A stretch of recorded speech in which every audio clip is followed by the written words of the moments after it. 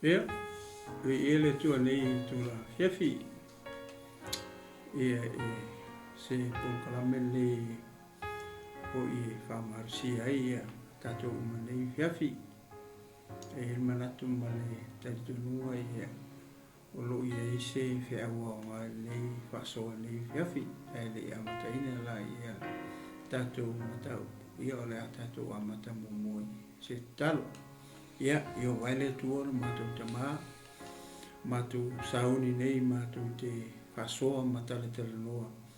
I le lei mana matanga fio o lau fionga. O lau upulea o lo iei le ola. O lo iei le taitainga mo I matou uma. Le upulea mo le au kiusiano mo le au whatutua, le au paia mo le au pele a maise o le kālesia kiusi. Le liolo matou atua. Ua ma tatalo nei fiafi e ma te le I tautala I se upo ta sipe lua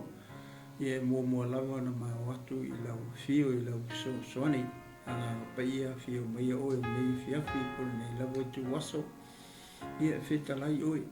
e mori o lau upu I ai o finangalo moloto e maise o lau e kālesia nei fiafi te ma ia ma te vai ma te leilo se mea o I ma o tangata o le ana le ma te wala awai I lau fio I lau soani fio mai lawa oe te petalai le ngata I lea te mau lau whaunga I te whaua I maua ia o I maua na o ni mea whainga ruenga le I ia o le whaunga le na tia I maua o wau o auna ia e ali pea lau fio I mea uma ina ia tele maulunga so vi ele ngata ile te ma ia lave ina se nganga molo malo ele ngata ile te ma o le fa malo sia pea o le tino ke wiso ono waso o mato ye nei mato tele o to ye ni aso le lei nia o le fe mai lo fio o waso ngata io o mai I aso fai ngata mato te tonu mato te ioe lo ioe te mau mato ye yeso faingata le lielo mato tua ia nga le mai la fio nei fiafi ia amataina la fio fai wina la fio amaea ia tele ama maulunga se vi ingo la fio ia e tu mo per fata wa ia ma o ilo mo isu matalo wala o tu ni Amen, amen. Ia, I ele tua nei tu la o le fiafi. Ia, ele manatu I o le a paielo leo. Whai mafonga tau moli sunga a pasta mai. Ia, ma te whatarofa tu nei a fiafi. Ia, I le paia o Samoa. Whapenao na mau mai nei a tautanoanga mana nei foi mata upu nei fiafi manatu e foi nisi ua whata oto tō whanga nei fiafi ia ai fiafi alawa foi e tufa atu le upu le tua ia whata whatua I lai le whasausaunga Samoa nei tū lau leso malo soifo manuia ma lo le langi ma o tai le tua le ua I leso I lewa o mai le po ma le po uri ma vai tu hole mal lama sa ta tu I fiau ma ngalo ia o lo tu mau pe le anga le le o le tua ila na puinga malana le o lo to soifo ia ma so ma to wola ia le ngata I le ia fata fatu fo I le foi ngalo nga pa ia le tua le fiafi ia o fata pena fo ia sauninga mo ata ao ia fata fatu ia te ultanga to le tua le fiafi ia ele ngata I tonu hao te ero nei I whapea tulu I nga uma le rangi a whai o whea lavo o ia whio ai ma I alala ai ia au e maua mai nei a whaatata noa nei mata upu nei whia ele manatu o lo tātou no nofo I se larangi e se taimi ia le ua pong sa nei tu ia ele man natu matatu noa o sisi lesi tu o le larangi ia o ia le malama ia se taimi ia a whaila o e maua mai nei whatatano nei whatano whatu ia te oe ele tangata o le atua malo whatua ia malo le on sai malo le whatua toa I le ngā le tua ia le ngata poi lea ia o le tino ke riso le au paia ma le au pele male au pa ia nei fiafi te malo le on sai malo le a toa ngalu mo ngalu ngale tu fa tai mo talo ia te tonunga o lau te talo ia le o mo ai foi le malosi le nei foi tu le tino keriso ia fai ai ona o mai foi fa so atu le upo le tua ia le fangaluina foi o to talo fe la voto wa fioi ia ma te talo mai ia ma to te talo atu foi mo to ia vi ia le tua nei tu la le fiafi tino keriso ia me se foi wo ma pa anga nei ala le o ma nei ala ata Lopo Kingdom TV channel ia nei au kilani New Zealand le o lo ia ile ofisa tu tono le ala le o ma nei ala ata ia fatalo fatu ai wo ma pa anga ve la o e a fio ai ia tu no mau me se foi la to no fo mau mato no fo fata si foi tono le tu ia fatalo fatu ia oi ia nei tu la le fiafi pe a fai e tele i to fa mai malulo ia ele ngata foi lea ia o si mato ai galotu au fata pena foi ia sauninga mo ata ao ia fatalo fatu si mato nei o mato falanganga pasta feriti a papea le tina ia tise ma le nofo alo ia e me se foi si mato ai galotu nei le alo fatu lo ia nei mangele sila ia fatalo fatu ma le falo nei tu lao le fiafi ia malo le on sai malo le talo ia o ia le tatonunga ma le au no ma tu talo ia e matu te le fai o se mea ia o tu talo ia le matu te fai ia ona fatino nei fo o mai na ta poile ia o le tino keriso le tele ma le anu no ai fo i pol kalame ma platforms ho alo ma tama fa na o samo ia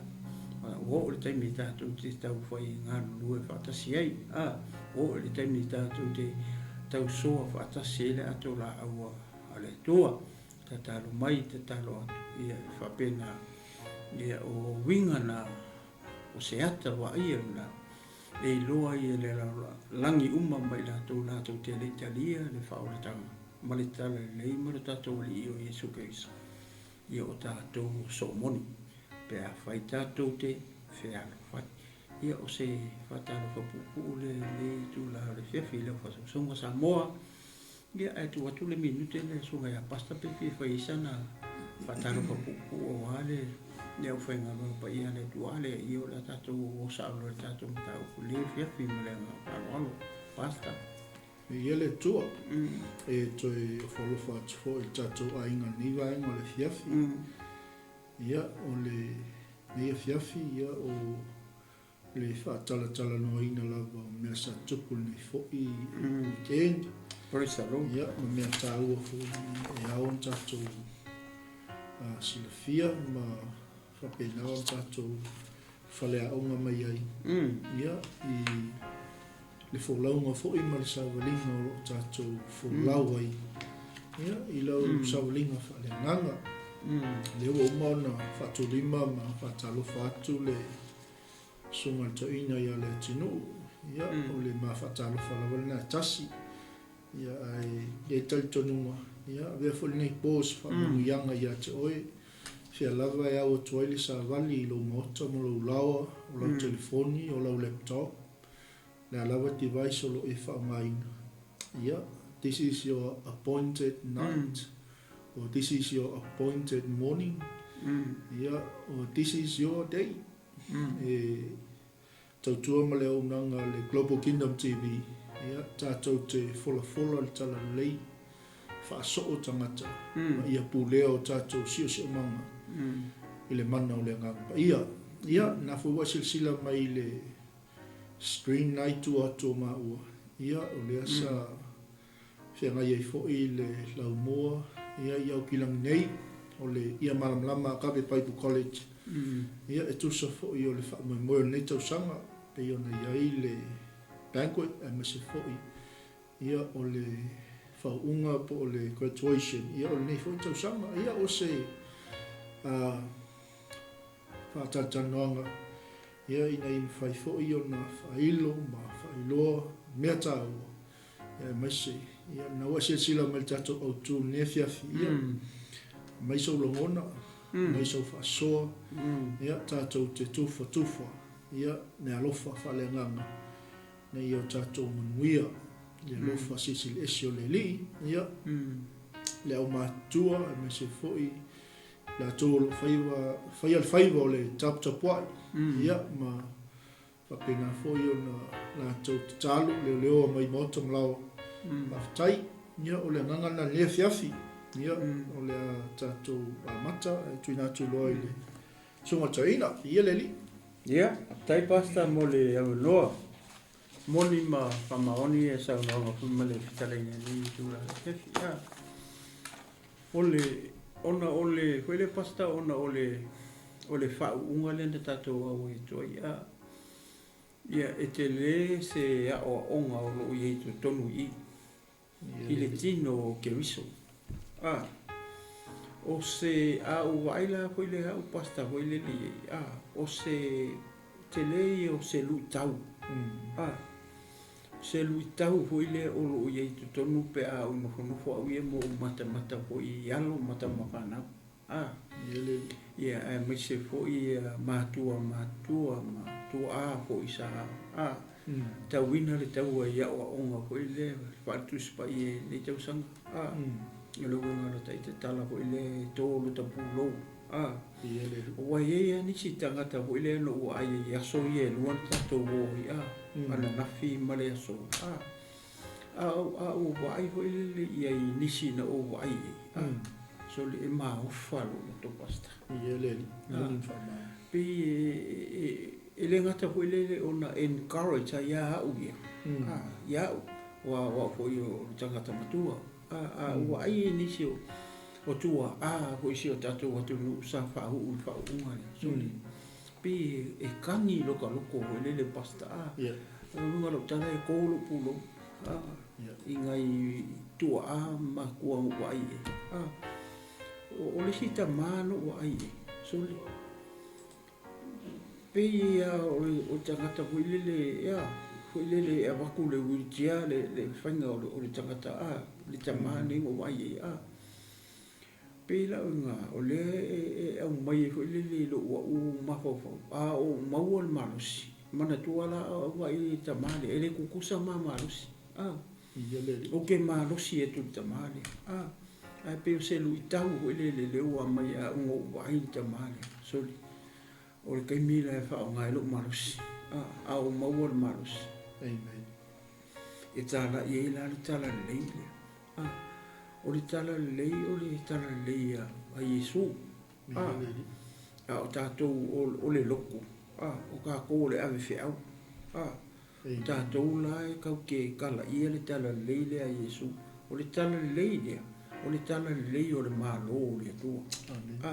E leo se kala lei o se simea, se kulungi e fiafi.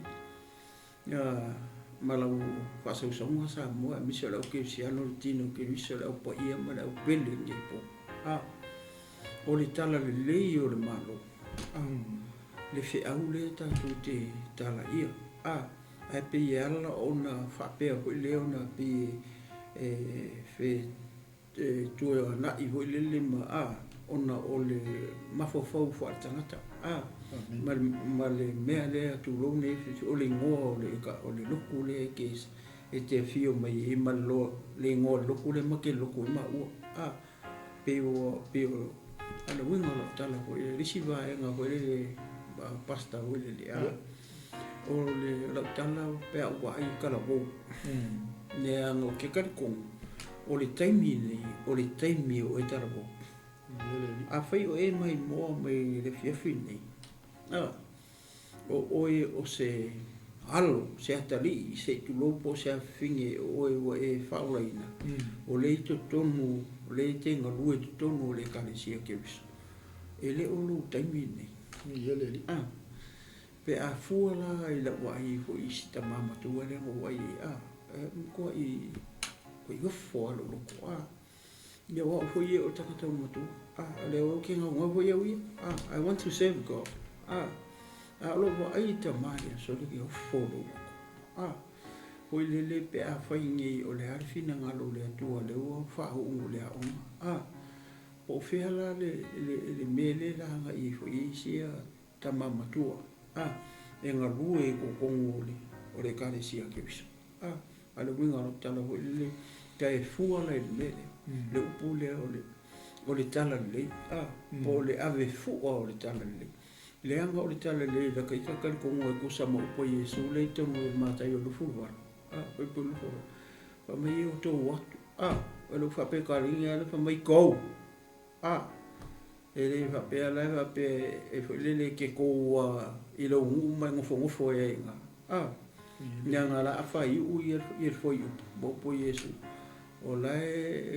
ka wele la lo lang ka wele la lo lang le fa pe le go to Sawai go to Samoa ala nga le end o le west le ka wele la lo lang le mea na e ko le o ko le pasta i le fa unga le tato o i so le ko fia i amu ia e kolo pulo fa kai ko kala bo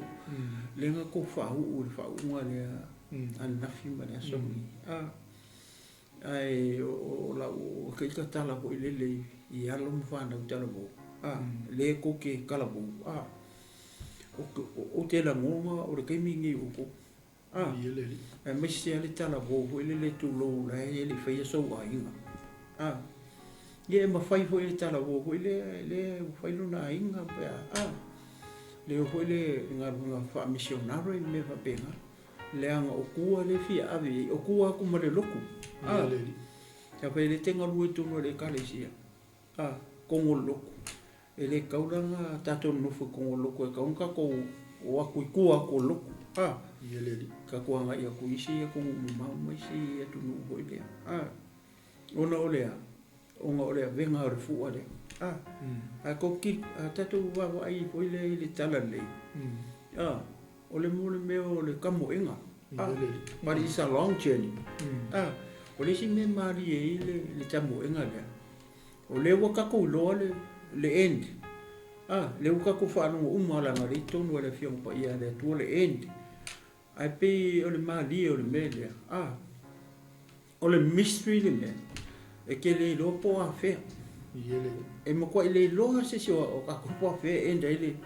le te turinga le ka ke o ma le fu o le foi ka ke lo me ka mo ave le fu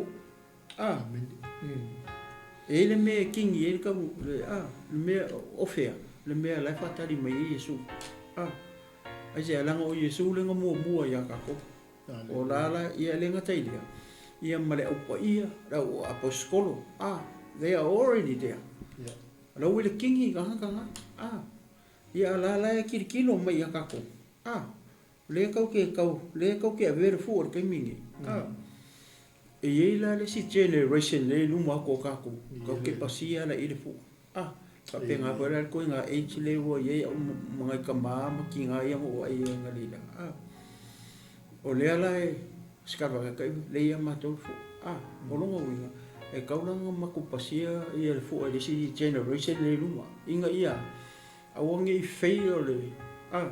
le kaku team mar kaku awangi fail au kewsiano awangi ia lu breakdown so we need to continue to the end ai pe ir manga ia mar mali nga me ko pe le mate fa so to le fi ka ke le lo ke mi pat le wo ka ko lo me endi we lo ma le au ke siano pat le winga male ko le fa marosi fa marosi ala fin nga lo le tua o me le bala au ia o e ma au ka ko le generation e wo ka ko mar ko nga ma ko le wi au ia la ke lo ke mala ko eu mala le me lo ke faia o le fin nga lo le tua e ke ele ke le yo o ele me la nga ika ka fucking e va ai e taimina ai foi ka nga ka o i fa ka ni mai e va la me le tua e nga o le ko ma lo fa ka ni la nga o le plan le tua e algo generations e umaku le unga kupulanga kula imesi unga kupulanga e aver fu e pasi fu ole winga la no komitana wa le mangai o me le ngo ai e ko alo pulo i fa no terbo ia ole fa marosia ke o nga fa mai o ngi ngaka nga no kompa fa o pe langa o ki pasi el fu ia pe se una o tawa mata tu fa pe pasta ho le mana ia tele le vai nga le ka sa moi le foi vai se fa le mo le fi a fa fonga tato ai va ai le tato screen le fi o AVE fu o le TALALELEI e paula leo le me launga tasia mai lava tangata so se tangata soi fua so se tali tonunga so se au nanga so se 𝚗𝚘𝚙𝚢𝚑 amen walanga foi la ele o se fua se 𝚗𝚘𝚙𝚢𝚑 tu lo 𝚗𝚘𝚙𝚢𝚑 ia ele tu maluenga o lo tato nganu ei ele o se fua se malo ia ele fa lo lang nei ele o se fua se atunu ele o se fua se paki po se fua se tamaluenga po le alava o le fua o le TALALELEI o le malu le tu aleluia peila o le vaenga na le wa mana ia fo le wa tala mali tatu fa sol ni fiafi ono le pulu nau mai o ele ngato tala wo pe me sau ai ese fo le mangui o lo taloto i tama matina aleluia ia le sa tato wa ia o mai le so nafia ma se fo le so le sa ia fa mo le tato lau mo e malingi lo i mata mo tami le loto moni ngama o le mele pulu nau ia tala wo tama matain tama matina o le ato le manus o le fu o le TALALELEI inga ia le leila le pasi inga ku ngai le nga kupulanga le kemi i le nga kupulanga le anga i mai amen ia sko inga fo yo o le atilo ia le nga wak ko inga i lona toto e wa ka oli ia o le kemi o le seleselenga le fu o ia le taimi o le seleselenga ia le la wa tato ia le fiafi se i o tato tala le matautia ma le silsili e so le tu nga le fengo fie le teni le tau a ele fengo fie te lo foi le mai mo mai ni so tato ainga e mai se foi o so ke visiano il fatto tua ma le TALALELEI o fe lava le lau bua o lo o tau inai amen ia lau sunga mai tato uma ele fengo fie fainga e moli mau mali ne fiafi ele fengo fie ia pe yo sa o nga ia ko e so atu le tino le ngo le taimi ni ia le taimi o tala bo ia e to foi pulo o le au matu ia i lato nau le nga e tau na fa au penga ina le tupulanga le anga mai amen tau na fa TALALELEI wale fi au mo nga luenga avi ele tu mai se la le fu le tatu joy ave ia e ka peila nga sa o fa fo atu male kalesi malot ba ta ko ke oi ko ia ia male nga fa lo au tai pas vi ele tu tele ani me na learning ma ia ele il fa unga le na tatu oi na fi male so o te no fo ho le mo wa ai male to i le anga inga o le TALALELEI ke mi o ka ko ni pe ya o por kusi pe ya o po Yesu a mai mo singa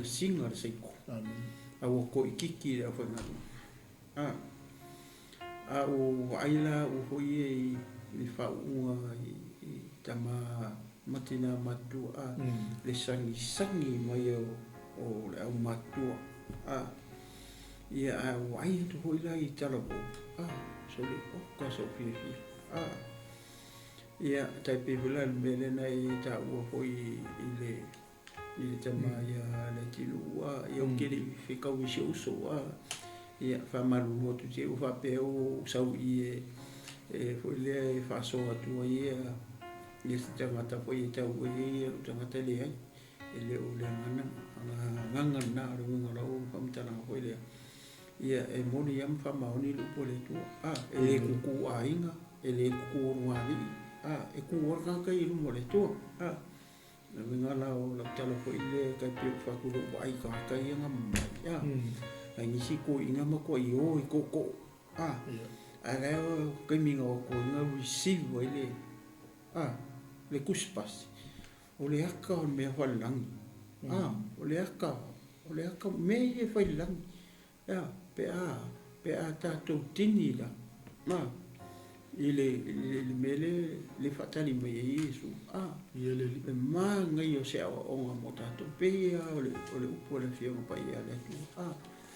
o le kako kaui o leile langi kau ki le mauar kako o le kaui po le mea ka o le reward langi le kako e receiving le mea ka o blessings whamanianga o i le kele whamanianga tipu ai mko i ese man mea ka o le reward le kau mai o e kau ke le receiving ala i lano e kau ke receive i ngai lang o aka o mea kau ke kilo le kau ke whaia i le kau ke whaia le lano mea ngā le tene whao ngai e sumu me o tala whaafata kau ke kilo la i mea i whao unga mea e whaia ngai ia o aka ia mea whale lano langi o longa winga o le meaning o me e whai le kingo ni e whale nganga o le langi la kau ke risi le whau kau ke risi ringa whama e blessings i la longe but o le reward is better than the blessings e sigli o le whapale o le pale o le pale o le amito e lima pale le kau mai kongo le whio pa ia le pale e le kanga kai kingi mar kanga kai o le kanga kau le mo e kamo enga le o ni lan me le kau ke ave pe fo na fai tu pas o le kau ke ave le fua ka ko uma na wange va e ko pa u ri si songa akala ye se le ko help so songi i ku no fa maros o lo mo winga e ka kaua a wange pa u fu ia ho o ale fu o te mi kau ke ngalu lu e va ta si o le kau ke ave le fu pe la ona fai e leo se fu o le ku long e fi mai ngo e ka le si fa pe so o le fu ia la fa ka ia ku ia i maru o le fu le lo fu o le fu ai mai le o le fu o le malu le le ngo le fe au nga Yesu saukala ele kala ia Yesu se malu si me po si malu o le tama le nga sa wi Yesu le si kuma ia pasta le o fa longo mo to ia ngani la o ngei mau wasenga fa ko lua kasi au fo mo ma fo ile ke mi nga le nga lau mai la ko su fo ima o ku no mai ko ile e receive la ko spasi meanga o le mali o la fa lo so o le ese o mo e ka le si le ku so le ka ko nga le me le filinga lo Yesu ka ki e nga ka ko mai ka ku vakas o le manga ia o le ngo le ko ia ka i takata o whalongo e waku le ka le si e mapisi o inga punga le e le nga kau fia lo kaloko a pe kuia ho le lo kaloko o la ka whalongo le wa maka mala maka ni o mai o makong o mai tonu ina ia o ina o matangata ia mala mai le upo le kua no fai le mo ka ko sofa kasi ako na o le po se yo o king ia pen foi un ka ko fa kasi i le fu ale it's a long journey ia ka ko ma fo ia e umbi ka ko sabaringa mar ka figuringa o ile wo vai e ku mai le fu ale si ala mo e ku si ku pi fa penga bo le ka o le ku unga ho ile le pi o le ka o moringa fo ia langa la moringa fo ia ka ko inga ka palu le ko Au kako, moringa fu ana ko ke mo kako. Ele fa pengala be. Fai mari. Ko lengi mari, wai li ku unga ko ngale long distance. Ko le pe 10 maila. Ke le vai se ka pa lo fanga alu lo dako. Wai alu wai mau ko ka ko ko ngala kulo. La le fa nga lua mai ma ole long distance ko ngale ka pela me le fo la ita to kimsian e umi awa ki o ka ko ka mo fa penga ta to te o le peisi le ka ki lo ka ke o le peisi em fainga help boy dis ka kari o le peisi ke lo ngam fainga help boy dis ka kari awa ke nga ngau lo ke hamu le ko ilu pe ke mua ko ka pe ya me le work as a team lo ngalu e fakas ka mo e fakas ngalu e fakas e umi ma o le fu ane ko ke o makako fa pe lo ye si tangata mo songa la ngonga wa isi la ngona tangata kam foi le si ka kai le pa lo han la ko ma e fi mo ye lo mo winga o la mo fo ia ma fa vai ngai le ata o le kam mo e fakas esa tim e ma ngai ko un fakas e ko un fu ai ye ke le o le me mo ta to kasi ngai ku la fa lo ye ma ngai o le fa un le ese o e ka le si e o mai tangata le o mai o inga fakasi dia ke le longa ka hua mo tatu ma se o onga ko ile mole ka ko kuli ana ngai umi ka kuli le ka ko lo le e tau nu ye ma le o lo la ka mai o king le ka ko lo king ta lo ma fa na vela ka ko ke le lo po le umi le koi se ka va pe ko lo va yeso ka ko king i lo la it's a mystery o lo winga ngai mai ele me lilo foi le e ka mai e ka kule ka kuri mal fu e foi le look after ourselves e va ai le ka ko uang i o ka ye ko i le group le i o ka ye ko le group le o ka ye ko le ka le sia ke le anga e ka le sia ke le ver fu ka ko uma le o ke siano le mai mo mai ye ka ka ko uma le me le ko ke ver fu ola fu o le kala le o ma lo le tu inga ia la ve inga nga se ke me mo le ma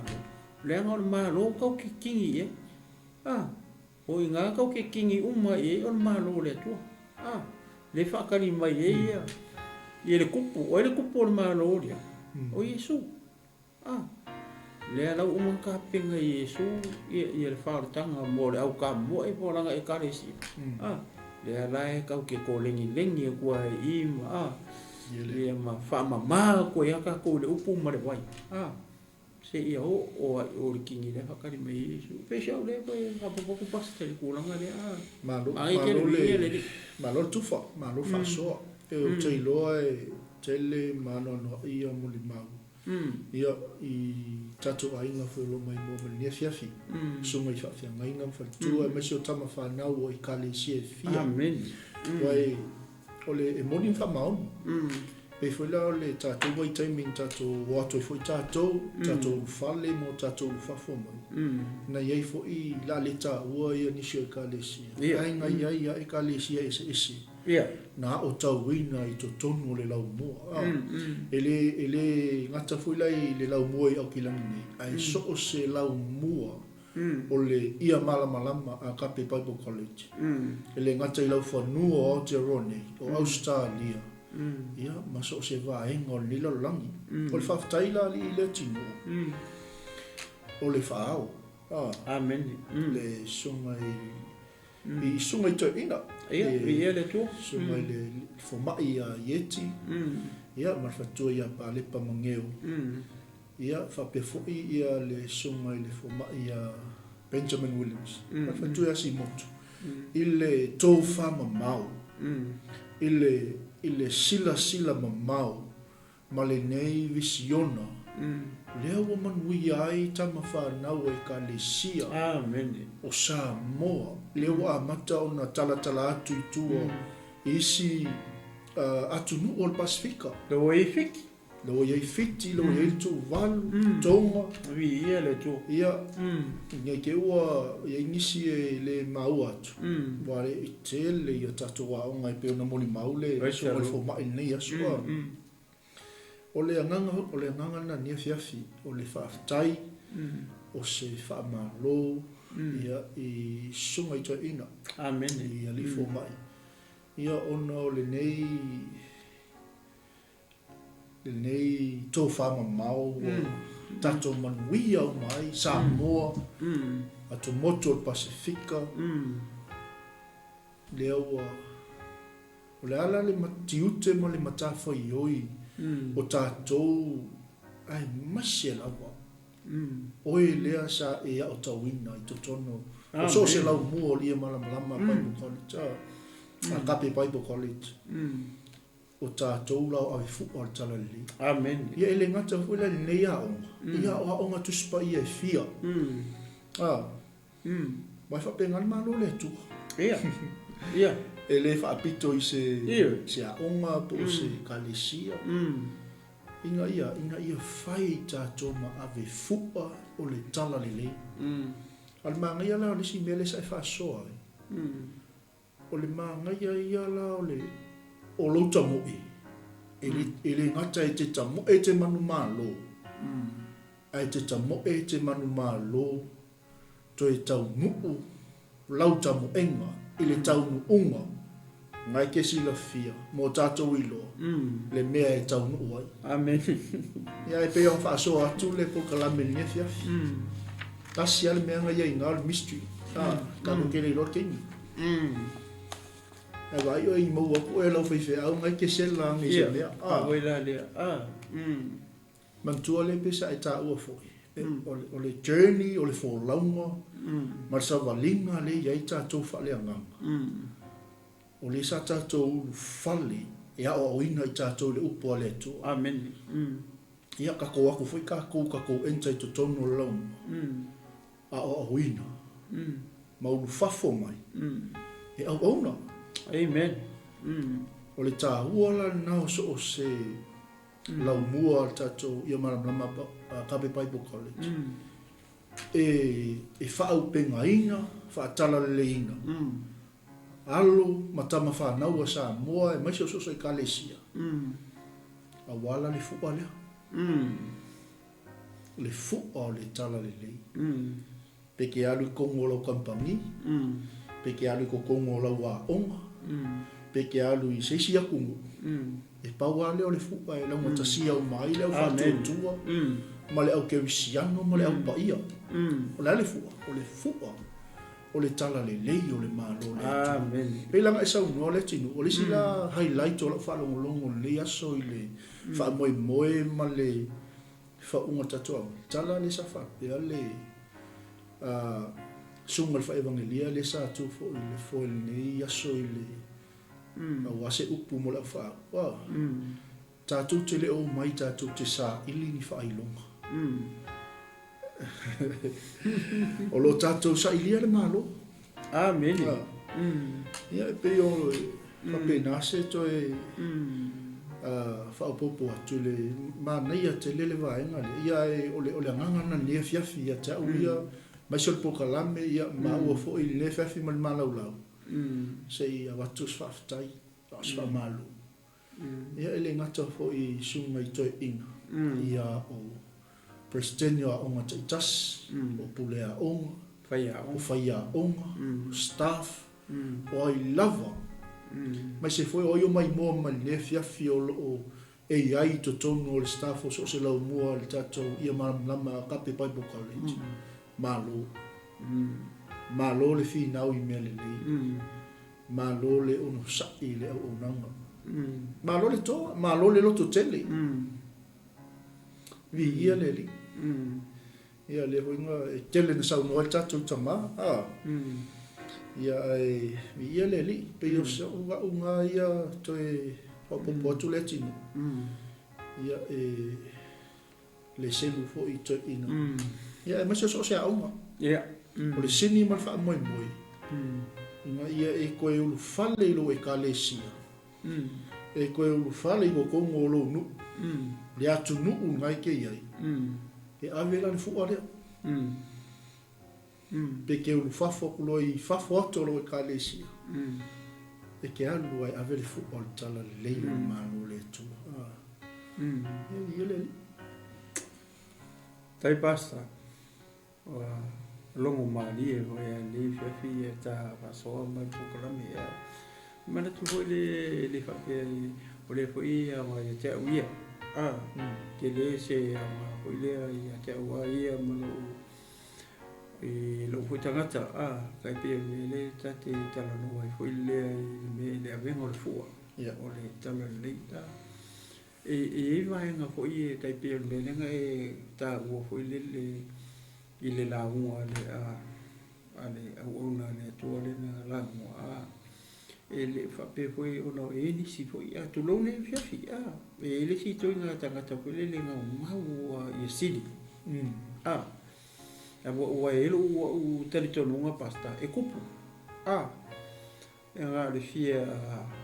mau e kisili pe la ke nga e kisili ole tu le pe ole kau tala no to ya la nga e pe lu ai tu o me va pe ole si tangata em fai o nga mau si mau lo si nga le alu lola I exercise pe practice le media nga mau a si di tasi pe al me le nga mau a si di ia bakuluki ia le alu lola fa kai uma me nga o ma o inga wa fa pe na le soifo ngi tai pe al mo le a onga la o le o tu fa kai nga fa pe ona e se ko me le te famtala ko au ia o le mesa ia sa o ngai fo ia so le kiki ke alu wa o nga le theory ke study notes me uma como le me le o nga fa makaka isi uma lo o nga le theory fai apili o le theory uma lo e lo kai me o lo lai fai le practical pe e fe kaui le mele we kango practical I male theory le ma notes nga le nga o nga pe le bunga nga o kala le tau ko nga ke mala mele tau fai famtala le sika ka le le theory sili theory alu lo workshop ka mo e fonga le fai le practical e fai ko ma ko ma sofa pa pe le sili I fo le o kuskusi me va penga ala kunga o kango welo ko le u ame o ma ko pakua ale sika ka le I le theory ala ku kango practical o le pa pe o ma ka le ke ki kilo kunga le foi le welo ka ka le so le kwa lo ale e fa pe le just a same this dia kulo ele fa pe o ma fa so tu le pe e foringa mai o le sia o ma fa pe tu tonu I le anga e kele ka wa I u mai a o sili a o ai le ola fo ile le si ku le o le tala le o lo la ka la e fainga e sili ai I maka upu me a fa ku ke lu kala ku foi ko ke le foi pero se senga na o mai se o nga foi le mo ka ko uma e ka nga pa lengi ka o fa pe ke nga mo I le kule a ka ru le kala e ka vola mo nga manguia o nga le wala ba ka penga malawa o inga o I le a o kuskusi me wa penga le mo lo kuspas ale ala wo mai lo la ke o le we o la e lo la fa fin nga lo le po fe nga ke nga lu e se pe ke fa mission ale po fia la vone me o le la king lue le wo pasi ku I rongo vinga la alu foi o ka vola nga pasi o iskan ka pasi e mo pasi mai e me lo kia I le o lo vinga la tala o fa ko fu ale ko ke ve vai le fu ke po vai ku ngai moringa fu porque mi e pa o fu ke me nga le mas fa mo ya pa u fu o le kasi la le ta u o fa so nge fi kau ko nga ma oi e fa penga foi ma u o le foi kau kala mai ya ma u ia ta tu nga ma u fu fu o le kala le yo ma lo le ko o ngi pa u ia lo foi nga e pasi a kui se stangata foi nga pasi a kui lo wakali o lo afingi o lo anko o lo anti ia masia li o le AVE fu ivia e komu I komu le kale sia ke so le AVE fu le aungi pa u le ata o ka ko ngalu e fa kasi go le ia ma fa ma lo si go le ka o le I le o a sa lola I e alu e fa kai kai le practical side o le merenga o ia la ku ngere fa fai pe o le tulanga nga pasta wile le pe o kau karkala mo ko ia u I le ia amu ia se talabo po sikinga po skama wile le o le ngau ia o inga I le o manga o inga era o lo le kai saulo le side le ka mo e whakakai ma practical side o primeira nga o ngai ai fai ku pa lengi le mori mau ko mau le nga mori malo ruaku wai kunga wa liu le ainga le uso le uso lo ku ngange ku fifinge le mungisi o le ainga ia le uta to mara o mai ku lo fo ia ni ia e kalesia ma la ko ngo le fai ngo ia le nga ko ngo ia me o Yesu o le kalesia a ke viso Yesu ia pe se o le ko e fa po pastel tu langa ia le mana ia tele le lo stai mio no o le o sa fo po me le wa sa no le tu o le si le nganga le fiafi le nganga lava o le faftai mal fa malo ave foi la nei time mo molia lo ia tuai le faftai ia susunga I fafi ngai amen o kale si e fia ono le fatu tuai no le tu le ina mai o tama fa na o kale si amen ina ia mafai ona awa ina ia makoi fo ia e sebla kai pela mele ngai sa mo ma au na I totono le kalesia ia malevala au fo ia le tu a fai fo fa atu ma le kalesia ia ku singa me mama ia le tu e molia toila le nganga fa tai tele ne fiaf ia I sunga I fa fia ngainga ia o faulu o faao e kalesia ia wa fo ile tu le ina mai ia o tama whanau e kalesia ia wale au tawina le upo le tua o le whaftai fo I matua ia ono le whatotoina o le ngata fo o le tato lau mua ia ma so se lau mua I so se vaenga nilo lang ia so se amatu spa ia lang ina ia mwhai ona au ina ia alu mwhanau ia wale au nanga e fai mo fie ono le tala pea le mea foi na tupu ne weekend ia e tu sai mal fa mo le tato lo mua I au kilangi nei o le faftai alo ia na le ngata isunga fa fenga inga o matua ainga ia mai kalesia ono la o tau langolango o la o tau tatalu o la o tau whaatonga o mawhai ai ia ona tini le wha moi ia o walom whanau tu lo fo ia o na le tu o lo au tawina I lau muai fia ia ona o la outou tatalo la outou tapuaʻiga o le agaga nani fiafi faafetai foʻi i paaga o latou foi o loo mai i le aʻoga uae le faigofie kei loa le sa iai foʻi taimi o aʻutauina le laumoa ia e le faigofie foi galuega tinā ia vi le tu le faigofie foi le galuega tamā pea faapea o tinā le sau le aʻoga malo le ua tatou mai moina uma lava lenei weekend e mai se foi nai vai aso botona i atu i le faasolonga maigo o faauʻuga ma banquet o aʻoga taʻitasi ia o le taimi o le seleselega o le agaga la le fiafi ia o le agaga o le faafetai ma seʻi avati faamālō ia i ekalesia o aiga ia o a outou lupe faalele ia o ave fuʻa ia o le talalelei ia o alo matama fanau o to ekalesia pei ona tufa ma talatala tulenea fiafi le tatou auaunaga e momoli a le faamālō i toeina soga ia lii fomaʻi amen o fai evangelia ma o la ia tupatua ia o apostolo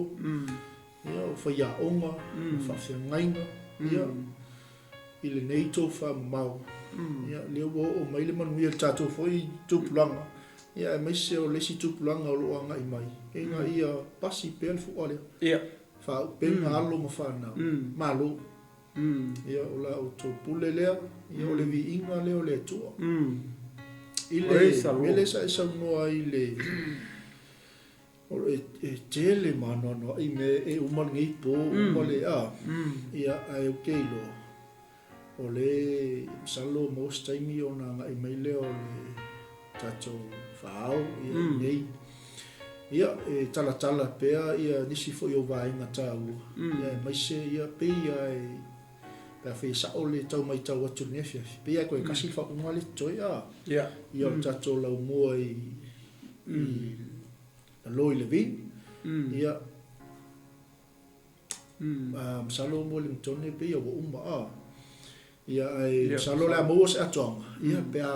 mo foʻi le sotaʻiga ma le faao soga le fomaʻi ia Benjamin Williams ia mai so tatou CEO tina ia smotu ia le alii a faapea foʻi mo ma se aunoa tatou suga le fomaʻi ia ieti ia o le a mai ato le atoanga ia o le agaga lanea fiafi ma matagofie ia le vavaai foʻi lenei aso ia le lau fofoga fiafia le loi mata maligi pastor mea kongo nga lo ke fia o kasi e ka ia ole taimi na umai so le sa ole le pe no fa tu le kai pe ia o le famtaranga Yesu i tala pa tauto ia Nikodem le fa ia ku ele ka ku Nikodem e ma fa Nikodem o le falikingo ai vai le ele e famkala le Yesu na le verses fulua le Ioanenga e lua o tolu e ma Yesu fa fenga e a feke le karikongu i mea i kalai ke fai ko le te fai tu e o i lalo ngi fa fena o e karikongu i mea le lang pe o le winga le o tala pa ta oto le sa wo Yesu ke le fa ga Yesu ia tala pa ta oto ia au kala fa ka o ko la fa ka i le langi au me le fa i le langi o le winga la lo tala po le pasta i le kaini la le anga le la o le fa uma ia le nga e mention le upole o loi maka so le sa mo ma le au keusia ia e manga ku o le kaini le manga ku e lu ha ko inga loi maka ti e o loi maka o ka le alu fafu ma loi praise the Lord ma le loi maka o ka le la au fali ia e ngofo na ma fofo le fa soma fa ma lo sine fe fi mo ka ko uma o lo o mai ele me le la o ai ngi ya so le ia ia o kangi le ko kongo ma no le tu ia o ngi o kangi ko pa ko sa lo se singa nga me le pe ko o lo ma ko o o le unga o la tala ko i mala o la o share to nei fifi o la ngare kau kora mai kia le nga kau kora mai kia ai le fa manga ku mai mele ya u la fa nga la fa nga ke lo se me mali en ku por fa unga le basta sa fa o ele wo o fini ole ken kiki la sa ngaka la wai ya so ya ili fesong ko lu la o ma o fini e wo le king la kiki ili fesong ko o aula o mo ko e ole ko lo apo fa pe falling o kam kiki le o ken kiki la ke le ko lo tole ama ko yo ke ia nga po so sa wa fa mai sa o ya ke maka o melo ke lo ka pasta mo kami ele tu pero winga nga lo tala ko ile o ka kuya o in mele o lo in makamali pa kilo fa i ungo po kala me nga lela o kasma yo mo ki fa ma o lo i maka o le fia ya ila ko e o fale ma mau o fale ma lo ai ka lo fai ya ki o ngai ke mani mo mai ke ri ka ri ya Yesu o e si la fia ma e lo le fia pe o me ma ke fa malo si e ke fia kangi i ko mo malo le to lo i maka o fia pe ke fia kangi ko le me o ye le lili wa o mi ma kangi o e lu ai pe me nga pasta ne wo ko e wa ko e o nga o le wo le alo o finga sa wa fe lo e o po ke no ka ele ko ai o le lo wa wo sa wo wi si me ka o me o ma sa wo ka o me le o finga sa wo po ko so le vero ka ko i o fo alo lo ko ke i lo tu lo fo le ngi ke o se o lo o finga ma fa ngau kongo loko alo wa fingi o la ngole o ke le lo i le ken kiki pe le fa kwa loko ale me la o fo lo loto o le fa o le fa o i fa o ngale o lo fa ko le o lo ko sa mo to o ko lo fi ma ya le la ngala ko le lo wa fingi la ko the celebrate ma kula nga ke usia nga o ala na o fai ngofo mama fa wala kala na le ngo feisi o fini vai ya o nga ai fa nga o kongo loko ia o ke le mention o le ngo o le wo si o fini ai vai foi la ia vai le o mo ko sang mo what about you ia ngofo ma fa Wai o ke le o tupula ele fa pe ko fa ko lo tala ko le fa pe a me o lo fa o le le ke le hola ko le fa le ko ma la ko e ska i ke me de ke nga ye inga ia fa nga inga la ko ma mai le o puspa ia pe o siang o le ma ke le o kala bo no wai ke le kala bo le lo ko ke le ma e lo keli o le e o menga ka lo keli fa va le se kulungi al mo mo te la vo mongi e lo keli ma ke le lo nga lo ka vo wa lo ka la i ngo Yesu ma lo ka o le ngo Yesu no mastu ia le tu ko kongo ra nga ko kongo ra wa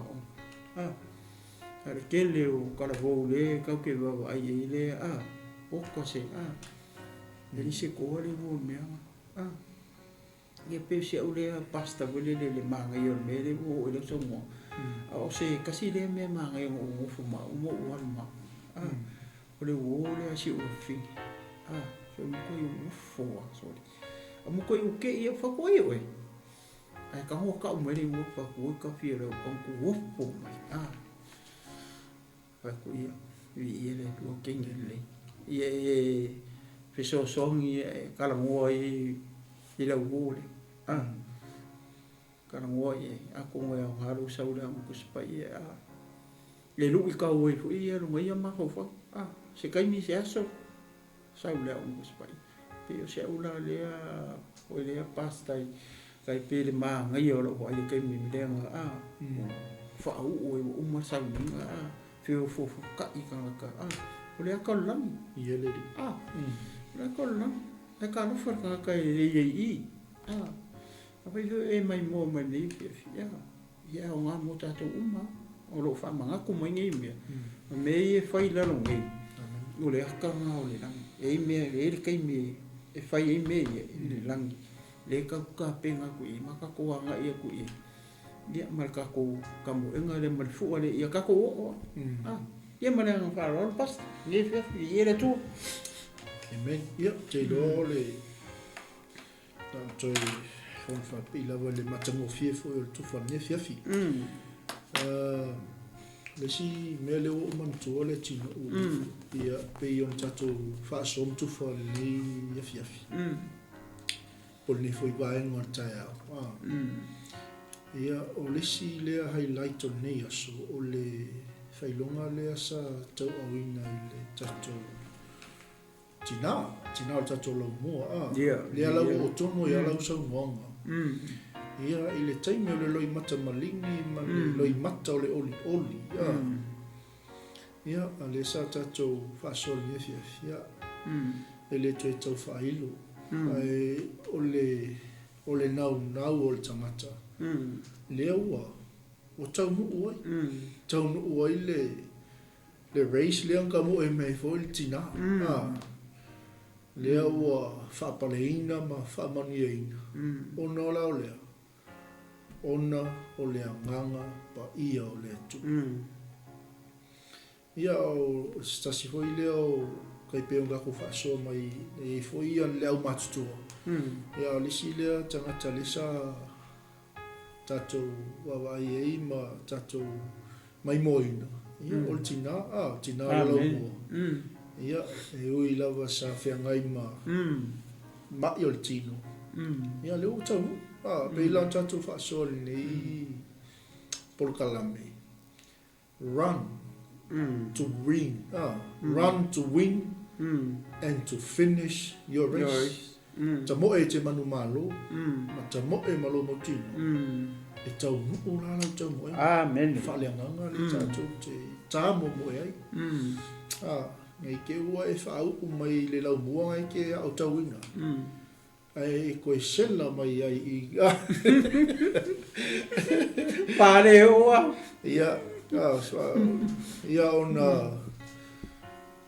ia ona kau make lo le e tangata ia ai elelei mel manga ia I mo tingo ele foi a to sia na nga le tua pe foi langa mo li mau le tama o le au ele nga luenga ele o nga ia le atoanga o le mo li mau o tina ele tu o nga ia le mo li mauina le soifua e mese o le tapenanga ma le se matango fi pe o le winga na o le tala nefiafi ia o le taimi le le ia se si me se foi usom to fa finge sa autoina I le laumo tato o malava I le longa amen ia ia le ia o teilo ia la tanga I lo e fa umal tato polkalami ia le tu ia nga luaves ia o teilo wa watu la vale atoanga o le tato polkalami nefias ia le la taulunga tu ngai foi upu ia lo ia ia nga mo tato uma amen mai nga fa lo te o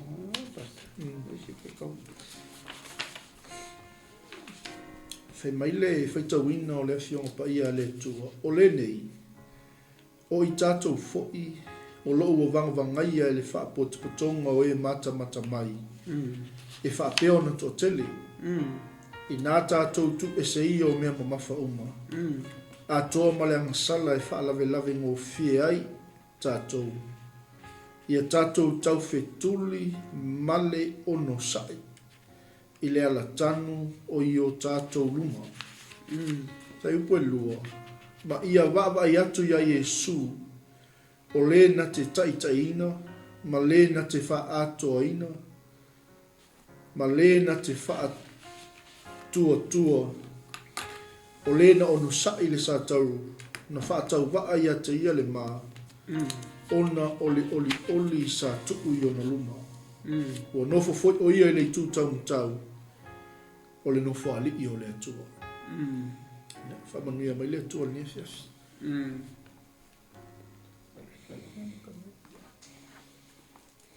Ia, vi ele tu le fiafi ia. I o le maua ia o le mau masani. Ia ala se tamu whai atu hui. Sulua. Ia. Pamai o le nei o tātou fo i o lo ua vanga vangaia e le whala potutonga o e mata mai. E whapea na to o tele i nā tātou tu e se ia o mea mamafa uma. A toa maleanga sala o wha lave ngō fia i tātou. Ia tātou tau whetuli male ono sai i le ala tanu o i o tātou luma. O le mangingo i o le mau. Mo tātou uma. O le wha mai o le ala tanu. O le wha mai o le whakari mai i Iesu. A kau ki kilo lei. I se situ po i le. Ia mo tātou uma. O lo ngawinga. O le ala tanu lea. Ngā ui e fo Iesu le ala kangu le. A ka uni mea o le ala tanu e le se ala lau le lei hui le. E omo e maa. E ongo la vea i se tangata se itulo. Po o le vai, po le e ongo la vea i se mea o se maa po se le ufa mai i o le ala tanu. Le wha mai fo i upu e lufa mai o le ufa kalkari mai i su. O le mo moli mai i le fasifai tau lea. Mo kako. Ongo kako. O kako la. Le kau ke o marefu a seikulo. O le kau ke o ilu. Le kau whekuri i lungo le awala le. E leo se awala le la pa tatou wawa i le awala le kau ke kau whekuri i marefu. Le tatou te o i maretala le o le malo le tu. O longa winga o le e wha manatu mai. E le wha mai o kako. O le wha la pokoponga. E i kanga karai maka mai a kako. O i kanga i maka mai a kako. E le wha matala mai le tusi po ai. Kakala e kapua ia le kako. I le kako race. Le kai mingi o kako i. O le kapua i mai langi. Le kapua i mai kanga langi ngā ui e hoi. E le ngata o Iesu. Ia au i la kounga a mai e le kala le. A poskolo. Ia matua mai o le au a poskolo. Mai e le ua kaungu. Ni e le melea. Ia le le wha mano si mai. O le maka mai ka ngaka le ua kaungu makingi. Ia ka kou. Peo na mawhai atu. E le e umi. A e le ua ka kou fo. E au ngā tupulanga. E umaku fo ku pulanga le kau kamo e marfu. Ia ku mai kua. Wai muri ngā fua. E kele kua e lumare fua. E ki kua e kua. Whapenga umare ka whikuringa le kau keo. E ku umai whape i kua fua. E le kele kua e lumare fua. E ki kua e kua. Aisia, langa o lea na ku i o kua le tangata e sau e pikir fua e wha awau. Ia e mei e se oi. Ua uma mai la le ngai mo e. Ia pe ngai me e se ava pe ma le Iesu ia saulo. Ma lo. Saulo e. Mapu mai. Ai ku pen fu ala vanga ngai. Ia. E alu i generation plan le tu. Ia va ai ku la i me e se man ma. Ai me le fa mai ele. Au ka ko fe kuli mal fu ma ka ko o mal fu. E mea le wha mai le wha alawe lawe ia kako. Ia waki si la fia o ia le mea ngai wha alawe lawe ia. Ma ke le wha ia ku a mea o e ke anga sala pe ke a pe ke ngoi pe ke mululua pe ke a le ai. Nanga o mea fo ia o le a ngai mai fo ia ma ua ia. Ia ma ke e ala mea ia. Fo ia ma ua ia. Ina ia nanga o mea ngai e wha alawe lawe. Kele le mau wha alawe lawe ma le au. Pa salavi kamu ngare kau ke o. Pe ia ku unga ho ie. Le marfongi ka ba i Samoa. Ia soka la kiki. Pe alu se lo ka u ia ka ba ia ku fi u fa kali au ar kele wa uma mai a ka mo e ba ku la sa mo Ai muri mai ku ba ile ka la vai. Sole. Lo mea ma. Ua ngā ronga oi se ai o pu pape Kakare maka mai king. Au kako. Ola maka mai le lang. Ola maka mai le lang. Ola cheer up mai kakare ola king. Including Jesus. La fa kari me nga Yesu. Ya le ka ke halu ka mo. Umako ka ko wa ngako pula ku umai ku fo. Piki mala wa nga e ku ka ko me se ka ko ia wa ko nga wa. O le ale umi o le soi fo male ola ka pe nga ile tu.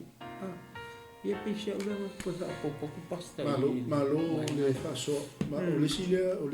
me mana ia le ile res mo le. E ka ke le se fa mo. Fa mai. I nata tautu eseia o me mamafa. Le ala o monga mention atu le toi ina le anga sala e fala lave ngofia ia i tatu.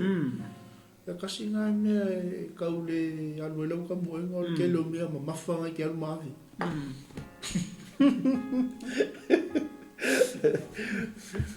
Kai pei au ke mio kole nginga o kamaka moe oi ku mea mamafa i vai. I whalongo o kunga so e pe kau le o vai. Nga wa esea.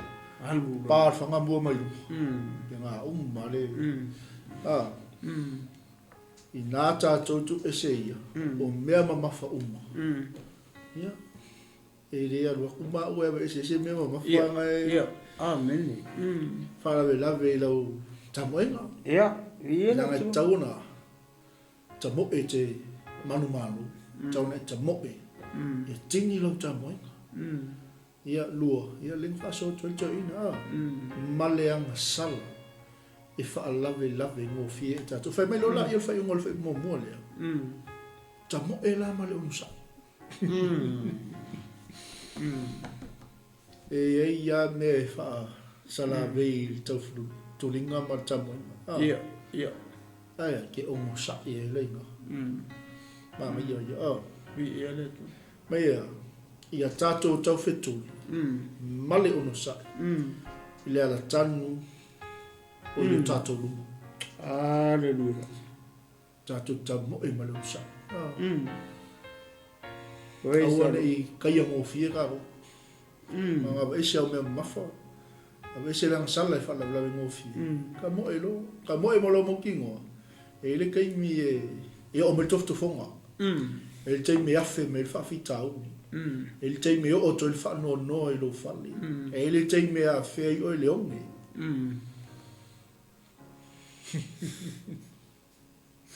ele tem me o to le pu nga ia te o tato pa a fe me ia tato tau fe tuli male ono sa ile ala tanu o yo tato ma lo le fe pu lo on to le toina ma ia va ia tu ia Yesu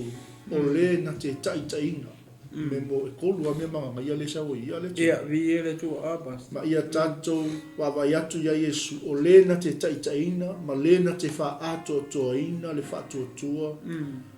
o le na ono sa i le sa tauru na fa tau wa ia te ia le ma ona oli sa tuku i ona luma o no fo foi o ia le tu tau o le no fo ali i o le tu amen ia male ka fa pasta mai le pule mana tua le fa mai i luma ke mi le mention mai le o sa i lo mo o la fa mai ke o sa i le ala tan ia ale o sa i le o mention mai le lui le nga o sa i Yesu nga o sa i sa tau ia ka kilo la ye pe ka o se pe ka o ku nga ku le la lui Yesu ia mana tua o ka kele o Moses sa ka lo por sa ka lo le nga mo Yesu ia ale foi ka ke mo ka sa ka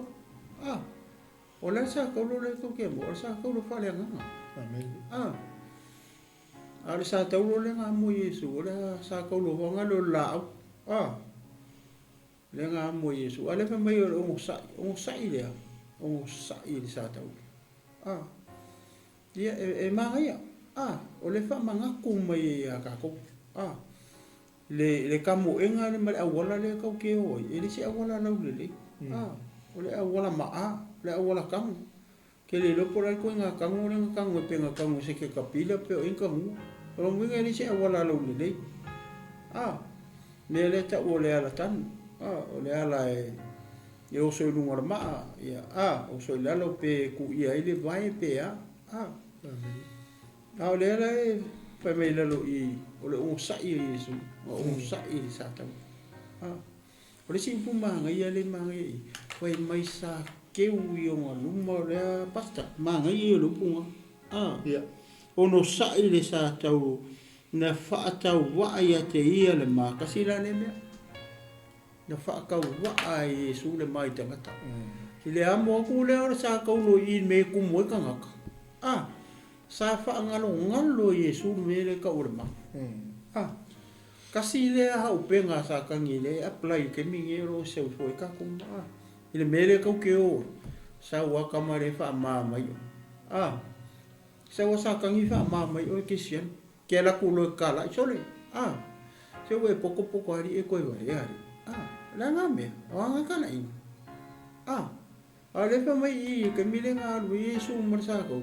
wa minga fa ka wa ai ke ia ma lo minga sa le I mai ndinga Yesu mele o le ma ai sia o foi le fai mai po ka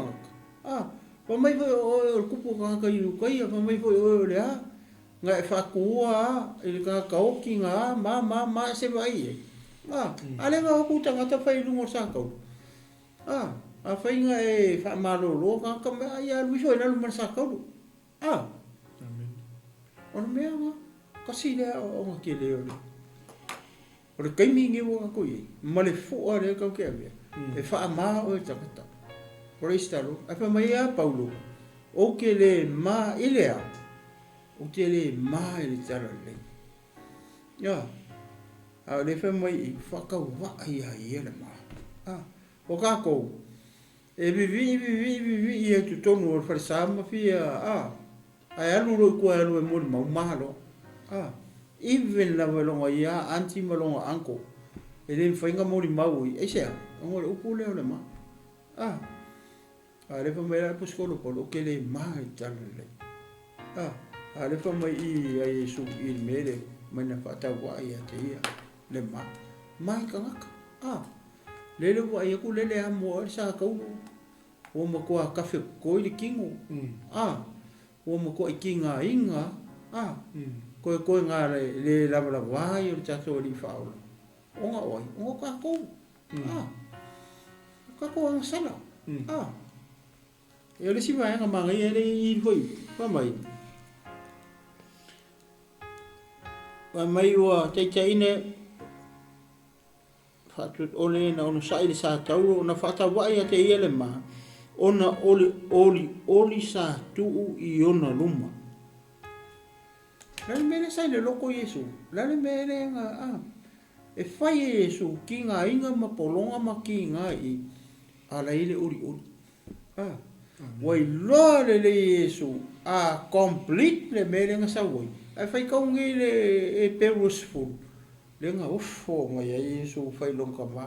fa kai o la ualu e fai lia lo fina ngalo fa fetai mo le kingo nga e fai amoa o la ualu langa ke le fie koko povi ma po ai fa kai mo le tino ai fai amoa o la ualu e fai lo fina ngalo ai fai ka wenga nga malia Yesu e sau e osi tau la mo o ele ke mai mo ma o ma ka ko martino ke viso ma le fa tu I le fie le fa mai sa keu le ori I longa loko e le mele le si le fie Yesu le ala le mele le fa I we foi pu pasta a fa I we o fele nga mo foi o I le nga ma foi ori po le alo polonga le alo kinga nga fa penga po ka ko o le alo polonga le alo kinga inga I tono nga luanga le tu le o malama le upo le tu I le me ke mo foi le tau no unga o fe me ke mo foi ke le mo foi la ngi e ke mo foi ma lo le tu I le langi I fe I le me I la o ai o ngai ke mo foi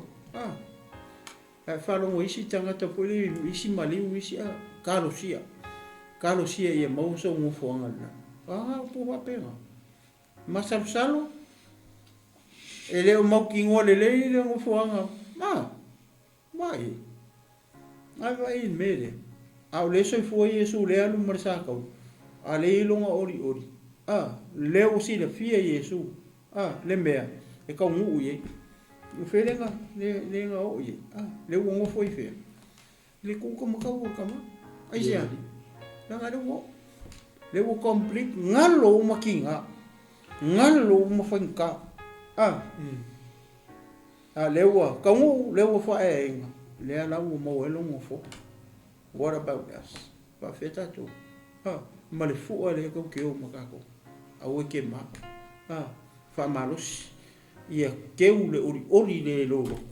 Langa le wo manga o inga ka ko. Ile mele ka o le ola fa wa. Ma le ma lo le tu e fa wa. O inga ka ke ngofo. Ie la o ie tu. Ia ma le nga fa lo le fe. Pasta. Amen. Ja, vi le tu. Te lo tato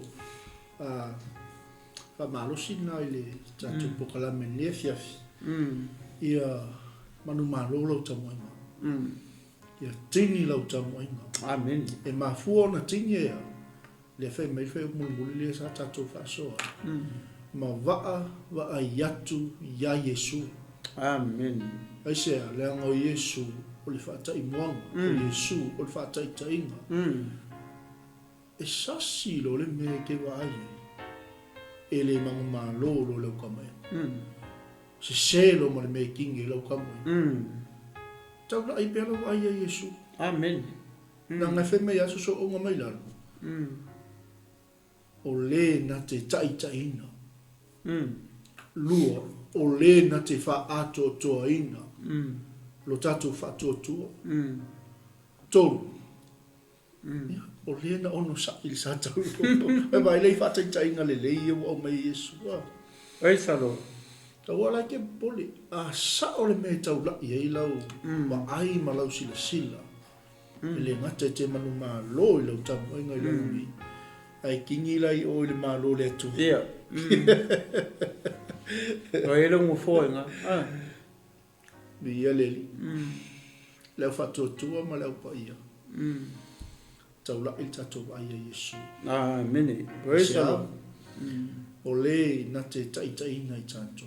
O le na te fa ato toina o lo tatu fa tu. O le na onu sa il sato. Kako onu sa. Ma lo le tau.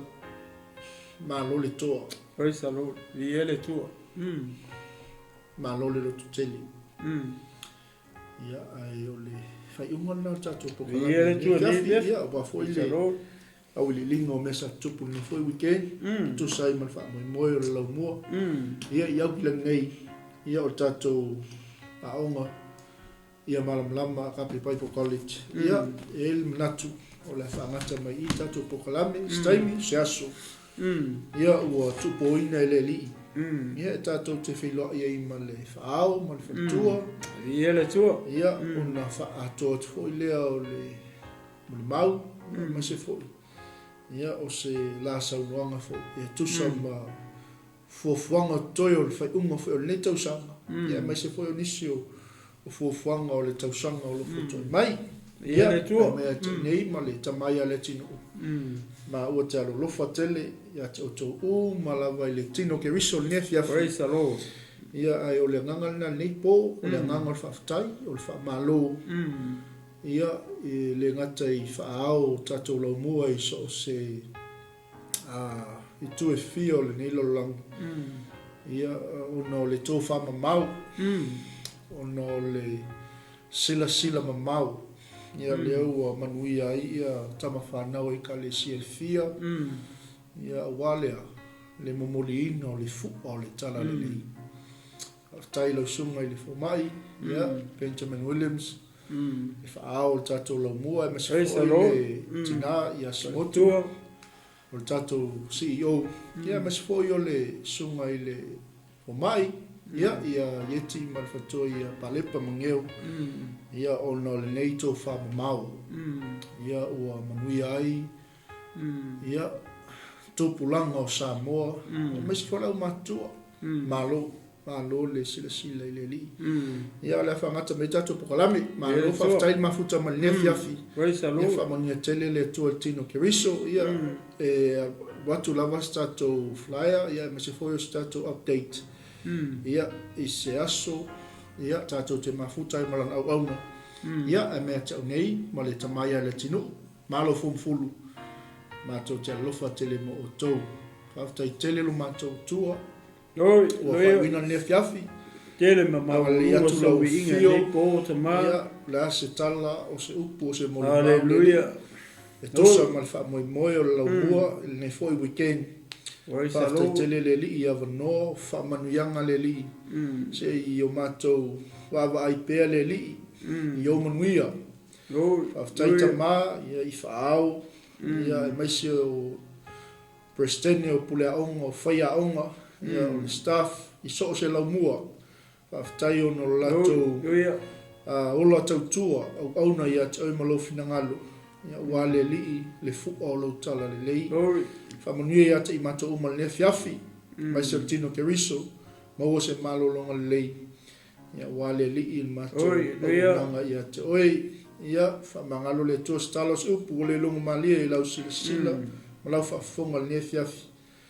ia oi mangalo i mato uma le toto o Yesu Keriso whaftai ono Yesu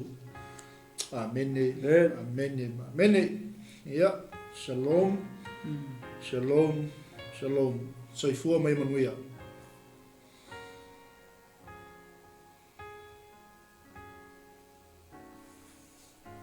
tai tama tai Yesu tai ngu pa ia mula sorry vai vina nei po kalame tama na te mori pera le tau tai na fio na sorry wa na au mo na fio se po kalame fai tai ngu pa tai na uno te le mo na se na fio tu mo perfetta wa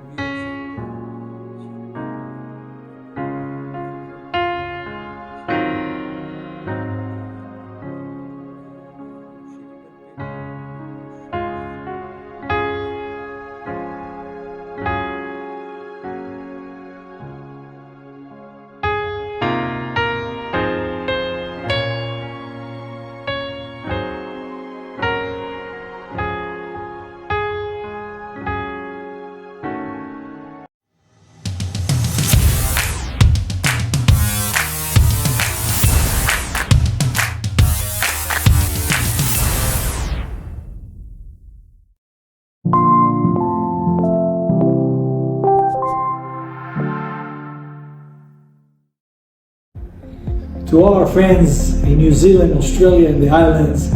I have good news for you. Aliyah Tours is open in your region, headed by Timo Williams. The whole idea is to bring Christian groups from your region, churches, leaders,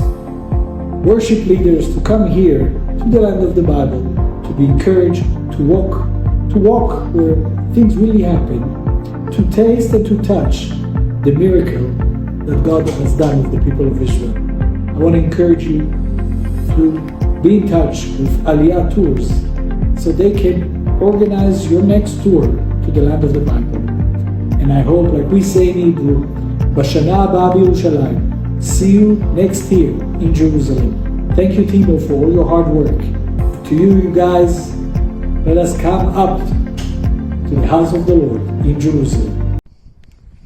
Shalom to the beautiful people of Samoa. My name is David 𝗗𝗚𝗏𝗡𝗏, and I'm a tour guide here in Israel. I'm in the Valley of Jezreel right now on Mount Carmel. And it's been a pleasure working several times already with Brother Timo. And I look forward to work again with him and the beautiful groups that he brings. Really nice people that are a blessing to us, to this country. And I have a wonderful time going through the country and sharing and learning about all the different important things that happened over here and being part of the amazing groups that he organizes. So I just want to bless Timo and send him my regards, and to tell everybody that is considering coming to the Holy Land, to tell you that Timo is really the best option. All the best.